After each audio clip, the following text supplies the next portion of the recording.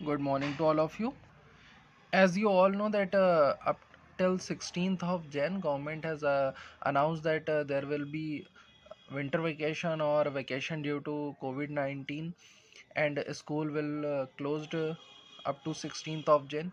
Means 16 जनवरी तक हमारे जो स्कूल हैं वो बंद रहने हैं, गवर्नमेंट ने अनाउंस किया है. बट ऑनलाइन क्लासेस आप क्योंकि बड़ी क्लास के बच्चे हैं तो 11th एंड 12th एंड बाकी बच्चों की भी जो ऑनलाइन क्लासेस हैं वो कंटिन्यू रहेंगी, जिससे कि उनकी जो स्टडी है वो पूरी तरह से बंद ना हो जाए, उसको पूरी तरह से इफेक्ट ना हो. थोड़ा बहुत इफेक्ट पड़ेगा, थोड़ी बहुत स्टडी में चेंज आएगा, बट हाँ जो पढ़ने वाले बच्चे हैं वो ऑनलाइन भी अच्छा करेंगे, रेगुलर क्लास लेंगे. जो नहीं पढ़ने वाले थे, जब स्कूल खुले थे वो तब भी स्कूल नहीं आ रहे थे, बट उन लोगों के लिए भी अच्छा यही है कि आपको मौका मिल रहा है कि घर में बैठ कर के आप पहले पढ़ नहीं पा रहे थे जब ऑफलाइन क्लास चल रही थी, बट अब अगर आप घर में भी हो तो आप पढ़ सकते हो. तो थोड़ी देर की ऑनलाइन क्लास है, 30 मिनट्स का एक पीरियड है जिसमें 20 से 25 मिनट की वीडियो या एक्सप्लेनेशन पार्ट रहने वाला है टीचर्स की तरफ से. रेगुलर क्लासेस लीजिए और ये जो पढ़ाया जाएगा इसी में से ज़्यादातर पार्ट जो है वो आपके फाइनल एग्ज़ाम में आएगा. एग्ज़ाम होंगे ये कंफर्म है, तो अगर आप नहीं पढ़ेंगे, फेल होते हैं, तो फिर आप रिस्पॉन्सिबल होंगे. बार बार ये चीज़ें आपसे कही जा रही हैं, इसलिए रेगुलर क्लास लेंगे. अब स्टार्ट करते हैं हमारा आज का टॉपिक. तो क्लास में हम लोग पढ़ रहे थे केमिकल इक्विलिब्रियम यानी कि रासायनिक साम्य, जिसमें हमारा टॉपिक चल रहा था law of mass action and application of law of mass action, यानी कि द्रव्यानुपाती क्रिया का नियम चल रहा था. उसमें हम लोगों ने एक फॉर्मूला प्रूव किया था, के सी इज इक्वल टू सी की पावर m1 इंटू डी की पावर m2 अपॉन ए की पावर n1 बी की पावर n2. जहाँ पर के सी क्या होता था, ये हमारा इक्विलिब्रियम कांस्टेंट होता था, यानी साम्य स्थिरांक होता था. और ये कहाँ से आता था, एक रिएक्शन हम लोगों ने, एक जनरल रिएक्शन मतलब अभिक्रिया क्या होती है, उसमें रिएक्टेंट होते हैं और रिएक्टेंट रिएक्ट करके यानी अभिकारक जो है वो अभिक्रिया करके उत्पाद बनाते हैं, प्रोडक्ट बनाते हैं. तो वही हमने यहाँ पर लिया हुआ है एक जनरल रिएक्शन. यहाँ पर ए बी सी डी, ए और बी जो है हमारे वो रिएक्टेंट को रिप्रेजेंट कर रहे हैं, अभिकारकों को प्रदर्शित कर रहे हैं. सी और डी जो है वो उत्पाद को रिप्रेजेंट कर रहे हैं, उत्पाद को प्रदर्शित कर रहे हैं, प्रोडक्ट को रिप्रेजेंट कर रहे हैं. N1 और N2 जो है वो रिएक्टेंट के नंबर ऑफ मोल्स हैं कि आखिर A के कितने मोल यहाँ पर अभिक्रिया कर रहे हैं, B के कितने मोल अभिक्रिया कर रहे हैं. इसी तरह से M1 और M2 जो है वो C और D जो उत्पाद है उसके नंबर ऑफ मोल्स हैं कि कितना उत्पाद बना. और ये जो आप एरो देख रहे हैं डबल साइडेड एरो, इसको कहते हैं रिवर्सिबिलिटी साइन, यानी कि उत्क्रमणीय अभिक्रियाओं में इस तरह के चिन्ह उपयोग किए जाते हैं, क्योंकि रिवर्सिबल रिएक्शन जो होती हैं वो दोनों डायरेक्शन में होती है, रिएक्टेंट से प्रोडक्ट की तरफ भी और प्रोडक्ट से रिएक्टेंट की तरफ भी. और ये जो लॉ ऑफ मास एक्शन से हमने फॉर्मूला प्रूव किया था, इस फॉर्मूले में एक्चुअली में क्या था, जो हमारा लॉ ऑफ मास एक्शन होता है वो हमें ये बताता है कि किसी भी रिएक्शन में जो रिएक्ट करने वाले सब्सटेंस यानी कि अभिक्रिया करने वाले जो पदार्थ है उसमें उनके अभिक्रिया की जो दर होती है, रिएक्शन करने की जो स्पीड होती है, वो उनके एक्टिव मासेस के प्रोडक्ट के डायरेक्टली प्रोपोर्शनल होती है. यानी कि जो सक्रिय द्रव्यमान होता था, सक्रिय द्रव्यमान क्या होता था, किसी भी पदार्थ का वह द्रव्यमान जो अभिक्रिया में भाग लेने के लिए तत्पर है, या फिर इंग्लिश में अगर हम इसे कहें तो the mass of any reactant molecules which is active for reaction, that is called active mass. तो बस उसी फॉर्मूले को यूज करके हमने ये रिलेशन जो है स्कूल में प्रूव किया था. अब आज का जो हमारा टॉपिक है वो है रिलेशन बिटवीन केपी एंड केसी. मतलब केसी आप सबको पता है, केसी क्या होता है, इक्विलिब्रियम कांस्टेंट होता है, यानी साम्य स्थिरांक होता है, जहां पर के का मतलब होता है कांस्टेंट और सी का मतलब होता है कंसंट्रेशन यानी सांद्रता. अब बात आती है केपी क्या होता है. तो केपी आप फटाक से समझ जाएंगे अगर आप पुराना वाला चैप्टर याद करेंगे. इससे पहले जो हमने चैप्टर पढ़ा था होता है स्टेट ऑफ मैटर, पदार्थ की अवस्थाएं, जिसमें हमने पढ़ा था गैसियस स्टेट यानी गैसीय अवस्था. और गैसीय अवस्था में हमें बताया गया था कि अगर हमारे जो अभिक्रिया करने वाले जो अणु हैं, जो रिएक्टेंट मॉलिक्यूल्स हैं, अगर वो गैसियस स्टेट में है तो उनके गैसियस स्टेट में होने के कारण उनके जो रिएक्ट करने का जो रेट होता है, उनके अभिक्रिया करने की जो दर होती है, वो उन अभिकारक अणुओं के आंशिक दाब के समानुपाती होती है. मतलब जो हमारे रिएक्टेंट मॉलिक्यूल्स होंगे उनके पार्शियल प्रेशर के क्या होगी, डायरेक्टली प्रोपोर्शनल होगी. इसको एक एग्जाम्पल से अगर हम समझें तो क्लास में मैंने एग्जाम्पल लिया था अमोनिया का. जिसमें नाइट्रोजन गैस और हाइड्रोजन गैस होती थी, एक बीकर में बंद होती थी और ये दोनों आपस में रिएक्शन करके अमोनिया बनाती थी। लेकिन मैंने कहा था कि ये रिएक्शन तभी पॉसिबल है जब ये रिएक्टेंट मॉलिक्यूल एक दूसरे के पास आए और एक दूसरे से टकराएं। और ये कब पॉसिबल होगा? जब हम यहाँ पर क्या अप्लाई करेंगे? प्रेशर अप्लाई करेंगे। तो यानी कि इनके रिएक्शन का जो रेट है, अगर ये गैसीय स्टेट में है, गैसीय अवस्था में है, तो इनके अभिक्रिया करने की जो दर है, इनके रिएक्शन करने का जो रेट है, या यूं कहें इनके एक्टिव मास जो होंगे, इनका जो सक्रिय द्रव्यमान होगा, वो उनके आंशिक दाब पर निर्भर करेगा, इनके पार्शियल प्रेशर पर डिपेंड करेगा। भाई प्रेशर जितना ज़्यादा अप्लाई होगा, रिएक्शन उतनी ज़्यादा तेजी से होगी, क्योंकि उतनी ही तेजी से हमारे जो रिएक्टेंट मॉलिक्यूल हैं वो आपस में क्या होंगे? टकराएंगे। तो उस कंडीशन में यहाँ जो एक्टिव मास है, ए का जो एक्टिव मास होगा, ए जो रिएक्टेंट था हमारा, उसका जो एक्टिव मास है, उसका जो सक्रिय द्रव्यमान है, गैसीय अवस्था में होने की स्थिति में वो उसके आंशिक दाब के क्या होगा? समानुपाती होगा, उसके पार्शियल प्रेशर के डायरेक्टली प्रोपोर्शनल होगा। इसी तरह से बी का एक्टिव मास बी के आंशिक दाब के समानुपाती होगा, यानी उसके डायरेक्टली प्रोपोर्शनल होगा। सी के पार्शियल प्रेशर के, और डी के पार्शियल प्रेशर के डायरेक्टली प्रोपोर्शनल होगा। अब अगर हम इस वैल्यू को इस ऊपर वाले फॉर्मूले में पुट करें, हाँ जो आप फॉर्मूला देख रहे हैं इसमें अगर हम पुट करें, तो अगर ए जो है वो किसके डायरेक्टली प्रोपोर्शनल है? पी डैश ए के। तो बताइए ए की पावर n1 किसके डायरेक्टली प्रोपोर्शनल हो जाएगा? p डैश b की पावर n1 के। क्या इसी तरह से आप b, c और d के लिए निकाल सकते हैं? b के केस में क्या होगा? यहाँ पावर कितनी लग जाएगी? n2। c के केस में यहाँ पावर m1 और d के केस में पावर m2। आई होप कि आपको ये स्टेप जो है वो समझ में आ गया होगा, और जिन्होंने स्कूल में क्लास अटेंड करी है उन्हें ये और इजी लगने वाला है। तो यहाँ पर हमने ये जो एक्टिव मास है और इनका जो पार्शियल प्रेशर है उसके बीच में रिलेशन निकाल दिया। अब उस कंडीशन में अगर हम यहाँ पर law of mass action apply करते हैं, तो law of mass action apply करने पर जो कांस्टेंट निकल के आएगा, अब वो इक्विलिब्रियम कांस्टेंट जो है वो केसी नहीं होगा। क्यों? केसी में मैंने बताया था के का मतलब होता था कांस्टेंट, और पी जो यहाँ पर सी होता था उसका मतलब होता था कंसंट्रेशन यानी सांद्रता। और यहाँ जो कंसंट्रेशन है, जो सांद्रता है, वो डिपेंड कर रही है पार्शियल प्रेशर पे। तो अब केसी की जगह किसने ले ली? केपी ने। तो केपी जो होता है वो भी इक्विलिब्रियम कांस्टेंट है, वो भी एक साम्य स्थिरांक है, लेकिन ये उस अवस्था में निकलता है जब हमारे जो अभिकारक अणु हैं या जो उत्पाद है यानी जो रिएक्टेंट और प्रोडक्ट है वो गैसियस स्टेट में होते हैं। क्यों? क्योंकि गैसियस स्टेट में होने पर उनकी जो रिएक्शन की जो रेट होती है, उनके जो अभिक्रिया करने की जो दर होती है, उनके आंशिक दाब पर भी निर्भर करती है। अगर हम दाब लगाएंगे नहीं, प्रेशर अप्लाई नहीं करेंगे, तो जो रिएक्टेंट मॉलिक्यूल्स हैं वो एक दूसरे के पास नहीं आएंगे, और जब वो एक दूसरे के पास नहीं आएंगे तो फिर वो टकरा कर रिएक्शन नहीं कर पाएंगे। तो बस हमने यहाँ पर कंसंट्रेशन की जगह पर क्या ले लिया? प्रेशर ले लिया। तो यहाँ पर केसी की जगह पर क्या हो जाएगा? केपी हो जाएगा।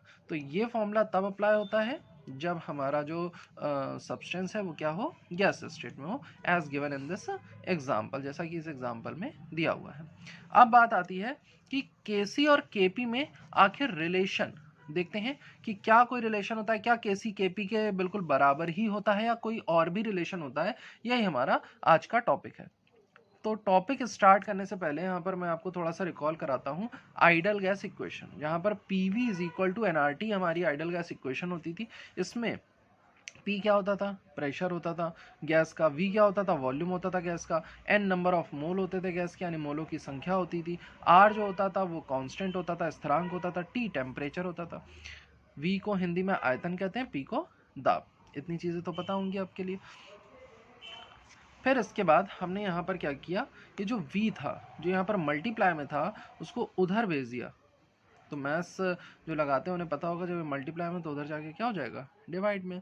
n upon V into R T. Formula क्या बन जाएगा? p is equal to N upon V into R T. अब बात आती है कि जो n अपॉन वी है आखिर ये क्या होता है? n अपॉन वी में n जो है वो है नंबर ऑफ मोल यानी मोलों की संख्या, और v है हमारा आयतन यानी वॉल्यूम।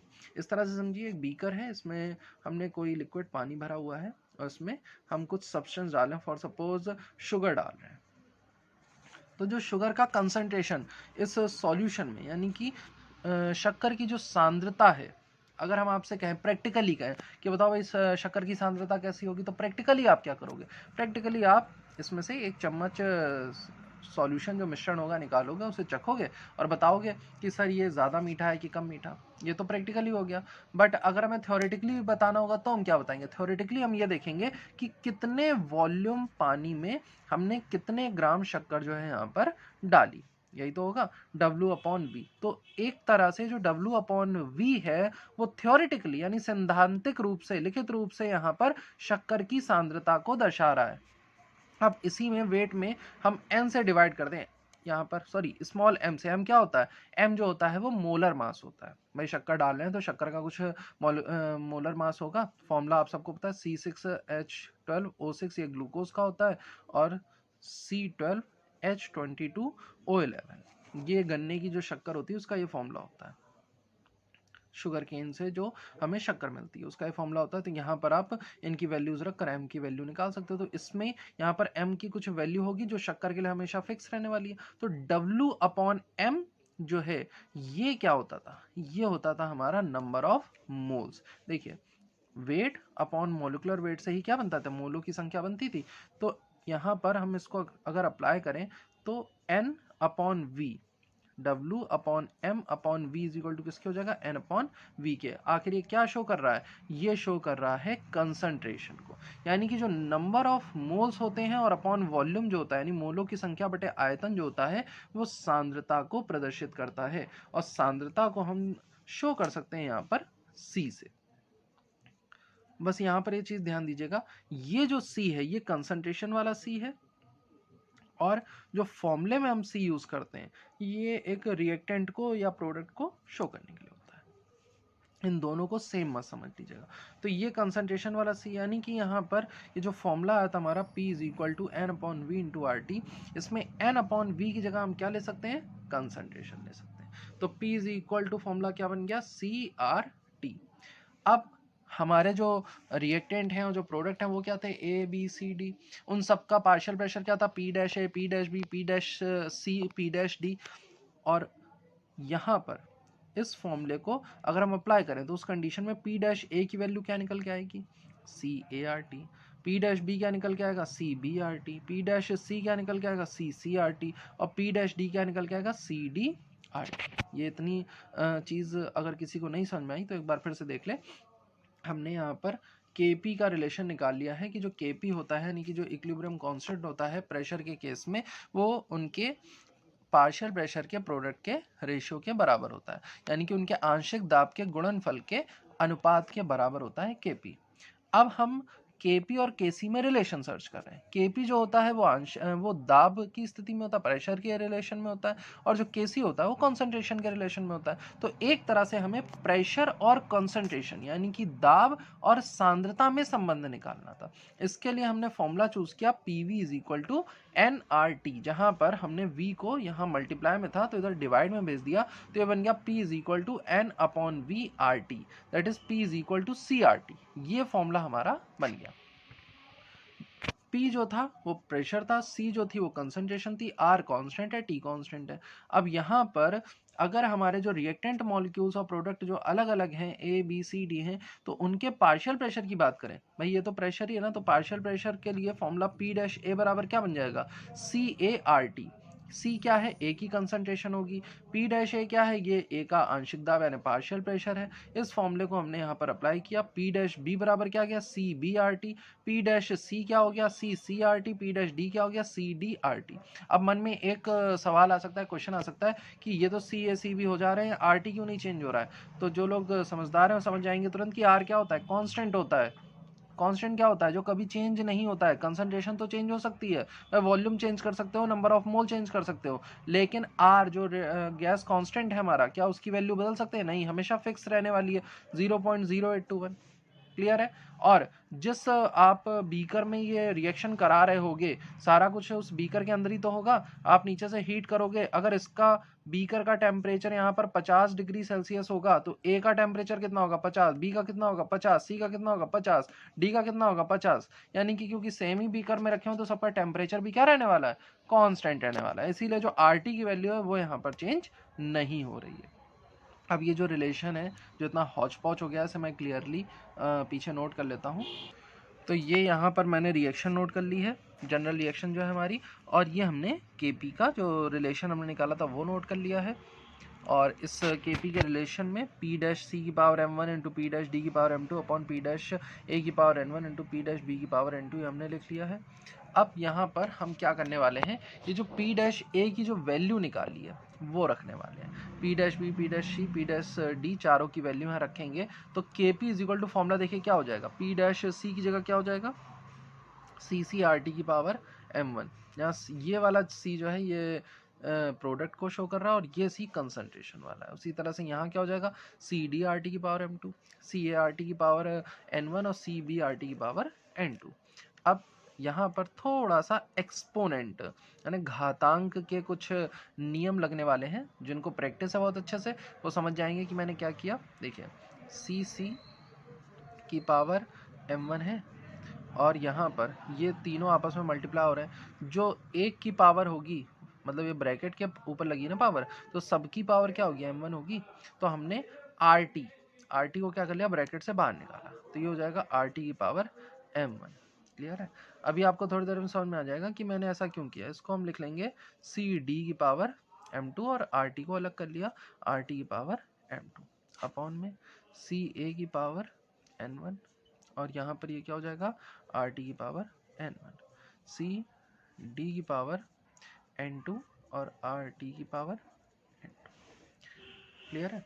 अब देखिए एक चीज़ आपको दिख रही है, क्या है, ये भी RT है, ये भी RT है, ये भी RT है, ये भी RT है। तो क्यों ना हम ये सारे जो RT हैं इनको एक साथ कर लें। चलो कर लेते हैं। तो ये इसके लिए सबसे पहले तो हमने ये जो C देख रहे हैं इनको एक तरफ कर लिया, ये हो जाएगा C की पावर m1 इंटू CD की पावर m2। ठीक है। और ये जो दोनों RT हैं दोनों आपस में क्या हो रहा है, मल्टीप्लाई हो रहे हैं। दोनों क्या है, बेस हैं, बेस क्या है, सेम है, तो पावर क्या हो जाएगी, ऐड हो जाएगी। जब पावर ऐड हो जाएगी तो RT की पावर ऊपर क्या आ जाएगी, m1 प्लस m2 आ गई। इसी तरह से इसको नीचे हम यहाँ पर लिख सकते हैं क्या, CA की पावर n1 इंटू CB की पावर n2 और नीचे RT बेस सेम है, पावर क्या हो जाएंगी ऐड, तो RT की पावर यहाँ कितनी आ जाएगी, n1 plus n2। I hope कि ये स्टेप समझ में आएगा होगा। अब इसके बाद फिर Kp इज इक्वल टू, ये देखिए C की पावर m1 इंटू CD की पावर m2 अपॉन CA की पावर n1 इंटू CB की पावर n2, इसको लिख लिया। और n2 में बेस क्या है, सेम है, और ये दोनों क्या हो रहे हैं, डिवाइड हो रहे हैं, तो इन दोनों की पावर आपस में क्या हो जाएंगी, सब्ट्रैक्ट। नहीं पता, देखो ए की यहाँ पर एक कोई टर्म है x, इसकी पावर है m1 अपॉन x की ही पावर है m2। तो इसमें बेस अगर सेम है तो पावर जो होती है डिवाइड होने पर क्या हो जाती है, सब्ट्रैक्ट हो जाती है। क्लियर है। बस यही फॉर्मूला यहाँ पुट करेंगे तो RT की पावर क्या हो जाएगी, इससे इसे क्या कर देंगे माइनस, तो ये हो जाएगा m1 plus m2 minus n1 plus n2। I hope कि ये स्टेप जो है आपको समझ में आ गया होगा। अब देखिए ये क्या लिखा हुआ है, कंसंट्रेशन है ए की, सी की कंसंट्रेशन इंटू डी की कंसंट्रेशन अपॉन ए की कंसंट्रेशन इंटू बी की कंसंट्रेशन। अगर थोड़ा सा दिमाग लगाएंगे तो ये जो है वैल्यू ये के सी के इक्वल होती है। क्यों, के सी क्या होता था, कंसंट्रेशन के प्रोडक्ट के इक्वल होता था, तो वही तो लिखा हुआ है के सी। और साथ में यहाँ पर आर टी की पावर क्या हो जाएगी, आर टी की पावर हो जाएगी m1 plus m2 minus n1 plus n2।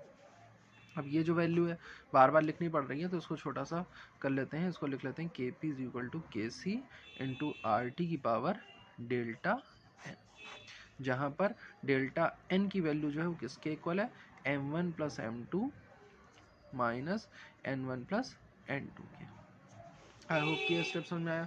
तो Kp और Kc में रिलेशन क्या है, Kp जो है वो किसके इक्वल है, Kc इंटू आर टी की पावर डेल्टा एन के, जहाँ पर डेल्टा एन क्या है, ये यहाँ पर m1 प्लस m2 यानी कि जो प्रोडक्ट के मोल्स होते हैं, moles of product minus moles of reactant, यानी उत्पाद के अणु माइनस अभिकारक के अणु, इनको सॉल्व करोगे, जो भी जितने भी रिएक्टेंट दिए हुए हैं, जितने भी अभिकारक दिए हुए हैं, उनके अणुओं का योग कर लो, उनके मोल्स का सम कर लो, और जो हमारा उत्पाद बन रहा है, जो प्रोडक्ट बन रहा है, उसके टोटल नंबर ऑफ मोल निकाल लो, दोनों को माइनस कर दो, जो वैल्यू होगी वो डेल्टा एन की होगी, और रिलेशन आ गया हमारा Kp is equal to KC RT की पावर डेल्टा एन। तो ये होता है हमारा Kp और Kc में रिलेशन। अब इसमें कुछ कंडीशन अप्लाई होती हैं, वो हम लोग जो है कंडीशंस कल के क्लास में कंटिन्यू करेंगे। तो यहाँ तक हर बच्चा इसको प्रैक्टिस कर ले, और जो भी नोट्स आपको सेंड किए जा रहे हैं टाइम टू टाइम वो आप कंप्लीट करते हुए चलिए। जितनी जल्दी आप कंप्लीट कर लेंगे उतनी जल्दी हम लोग नेक्स्ट चैप्टर की तरफ प्रोसीड होंगे। और रोज़ का रोज़ क्लास अटेंड करिए, क्योंकि एक भी टॉपिक अगर मिस होता है तो फिर आगे का टॉपिक आपको समझ में नहीं आएगा, या समझने के लिए फिर पुराने दिन का वीडियो देखना पड़ेगा, तो वो कंपाइल होता जाएगा, इकट्ठा होता जाएगा, एक दिन में आप वीडियो देख नहीं पाओगे, टॉपिक छूटना पक्का है। इसलिए रोज़ का रोज़ थोड़ा सा पढ़ाया जा रहा है, एक टॉपिक दो टॉपिक जो भी हैं उसको कंप्लीट करते हुए चलिए। Okay class, thank you.